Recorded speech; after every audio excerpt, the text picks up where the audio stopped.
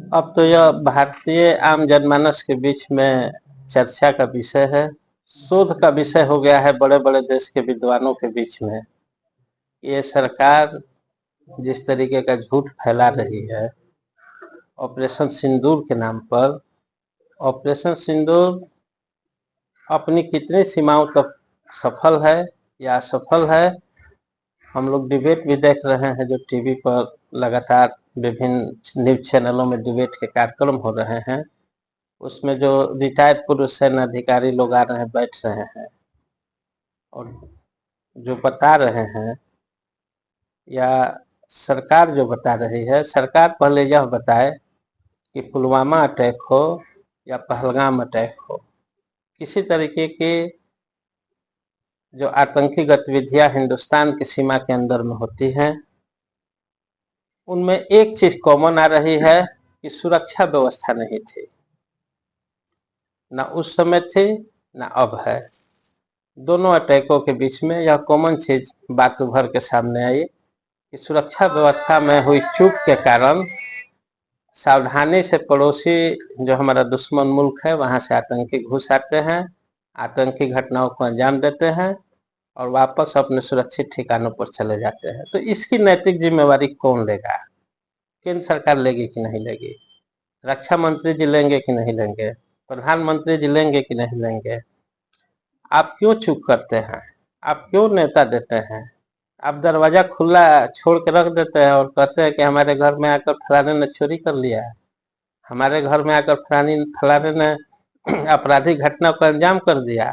तो जब पूरा देश यह जानता है कि हमारे बगल में हमारा शत्रु है जो किसी भी हद किसी भी सीमा तक जा सकता है, किसी तरीके का हम लोगों को क्षति पहुंचाने का लगातार प्रयास करता है, तो हम क्यों नहीं अपनी सुरक्षा व्यवस्था को और अधिक चाक चौबंद करके रखेंगे और उसके मंसूबों को हम सीमा पर ही क्यों नहीं ध्वस्त कर देने का काम प्रधानमंत्री तो करेंगे? लगातार मंच कर रहे हैं कि ऑपरेशन सिंदूर।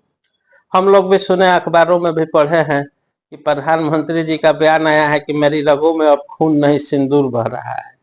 भाई हम लोग तो जितना पढ़े हैं कि भारतीय महिलाएं सिंदूर लगाने का काम करती है जो उनके सुहाग का प्रतीक होता है, और उसका एक वैज्ञानिक कारण भी है कि महिलाओं में जो असीम विद्युतीय शक्ति पाई जाती है उसको सिंदूर के माध्यम से कंट्रोलिंग होता है। तो भाई मोदी जी में इतनी ना अपार विद्युतीय शक्ति, विद्युतीय क्षमता समा गई है कि वो पूरे नस नस में अपने सिंदूर भर लिए हैं। तो क्या लगता है कि जीत नहीं हुआ भारत का? नहीं, जीत हम ये कहाँ कह रहे हैं कि जीत नहीं हुई। हम तो चाहते हैं भाई एक पाकिस्तान भारतीय होने के जश्न नाते मना रहा है कि अपना। हमारा भारत हमेशा जीते, हर क्षेत्र में जीते, हर मोर्चे पर जीते। लेकिन यह जीत जो है, यह जीत खुद संदेह के दायरे में प्रधानमंत्री नरेंद्र मोदी जी और भाजपा की विपक्ष सरकार। दल के जितने सांसद उन्हें डेलीगेट्स भेजा जा रहा है विदेशों में इस की चर्चा ऑपरेशन सिंदूर की सफलता के बारे में अवगत कराने के लिए डेलीगेट्स भेजे जा रहे नहीं, हम तो भारतीय जनता तो पूछ रही है सरकार से और प्रधानमंत्री जी से कि आपने कितने आतंकियों को ध्वस्त किया, कितने आतंकी ठिकानों को ध्वस्त किया, या आपको क्या सफलता मिली आपके विदेश नीति के माध्यम से, कि किस तरीके से आपने पाकिस्तान की सेना पर दबाव बनाने का काम किया कि आगे भविष्य में वह किसी तरह के आतंकियों के साथ मिलजुल करके मिली जुली कार्रवाई। सीज फायर को क्या देखते हैं? सीज फायर को क्या लगता है? सीज फायर के सीज फायर के विषय में तो इस देश के अनेकों विद्वान अपने राय दे रहे हैं, पूर्व सैन्य अधिकारी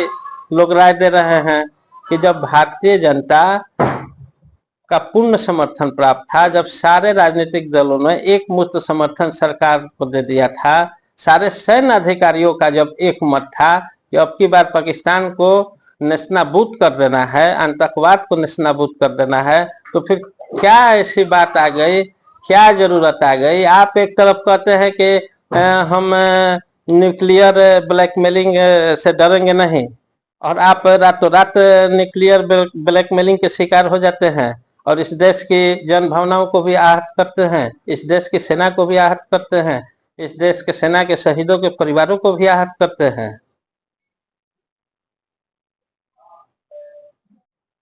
कि हमारे शहर के एक प्रतिष्ठित स्कूल के प्रधानाचार्य और उस संस्था को चलाने वाले लोगों ने बच्चों को सड़कों पर ला करके एक जुलूस निकालने का काम किया है। मैं उनसे पूछना चाहता हूं कि इस तरीके की गर्मी में जब जिला प्रशासन अलर्ट कर रहा है बच्चों की सुरक्षा के संबंध में, टाइमिंग सेट कर रहा है, या आप कितने बच्चों के अभिभावकों से पूछते हैं कि भाई आपके बच्चों को हम लोग जुलूस में ले जा रहे हैं, या आप जिला प्रशासन से पूछते हैं? अगर नहीं पूछते हैं तो यह अनुचित है। इसलिए अनुचित है, मैं यह नहीं कह रहा हूं कि जीत का जश्न नहीं मनाना चाहिए।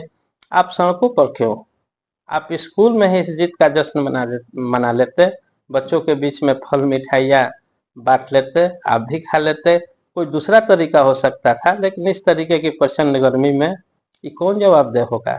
अगर किसी बच्चे को कुछ हो जाता है, कोई बच्चा घर जाके बीमार पड़ जाए, तो ये जवाबदेही इसकी किसकी बनेगी? कैसे जिला प्रशासन आदेश दे रहा है प्राइवेट संस्थाओं को इस तरीके के गर्मी में इस तरह से बच्चों को सड़कों पर लेकर मार्च करने के लिए? ये तो जिला प्रशासन को देखना चाहिए।